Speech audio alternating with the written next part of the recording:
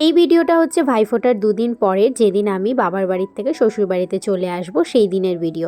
অনেক দিন থেকে গ্যালারিতে ছিল, কিন্তু তোমাদের সাথে আর শেয়ার করা হচ্ছিল না। সকাল থেকে ভীষণ মন খারাপ ছিল, তাই সেরকমভাবে আর ভিডিওই করিনি।